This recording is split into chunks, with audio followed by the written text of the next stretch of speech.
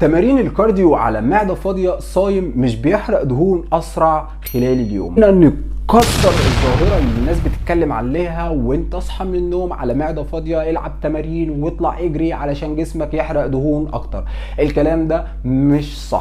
اهلا بيك في سلسلة حقائق عن الكارديو ما حدش قالهم لك قبل كده، وهيصدموك مع الفيديو الثامن ان الكارديو على معدة فاضية او الفاستنج كارديو مش احسن حاجة. انا واحد من الناس خلال التحضير بتاعي في البطولة ووقت التنشيف كنت بطلع اعمل ساعة جري. كنت مقتنع بالكونسبت ده وكنت مقتنع بالمبدأ ده، وكنت بطلع اجري الصبح بدري على معدة فاضية حوالي ساعة، الى ان اثبتت الابحاث العلمية عكس كده. تبتدي جسمك بيبدأ يحرق الدهون على معدة فاضية لو ما فيش في جسمك كارب من اخر وجبة انت اكلتها.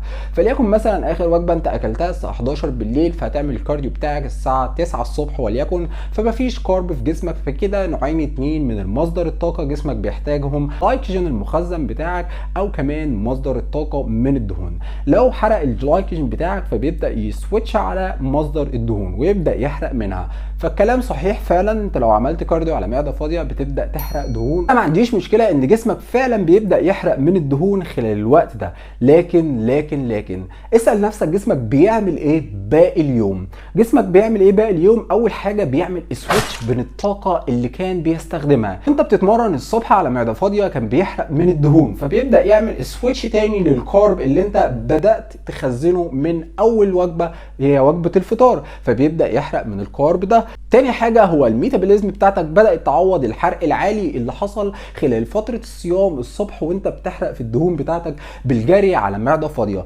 فبيبدأ يعوض الحرق ده بحاجتين اتنين، ان هو اول حاجة بيبدأ يقلل نسبة الحرق على مدار اليوم من الدهون علشان انت اوريدي حرقت كل كم الطاقة بتاعتك في الصبح. كمان اليوم اللي بعده لمدة 24 ساعة بيبدأ يعمل تقليل من حرق الدهون. فلو جيت تقارن الموضوع ده هتلاقي لو انت اتمرنت اصلا مش على معدة فاضية، هو جسمك اوريدي هيحرق نفس الدهون اللي انت بتتمرنها وانت بتتمرن على معدة فاضية. يعني الاتنين شبه بعض، مش هتفرق قوي. فاهم حاجة هنا تاني وتالت ورابع في كل سلسلة وفي كل فيديو بقول لك الكالوريز ان والكالوريز اوت. لو انت شخص مظبط الاكل بتاعك وعامل عجز سعرات حرارية وبتتمرن حسب الكالوريز وحسب التمرين بتاعك وشدته، هتعمل جسم جامد جدا وتوصل لنسبة 7% دهون زي الصورة اللي قدامك ديت من غير كارديو.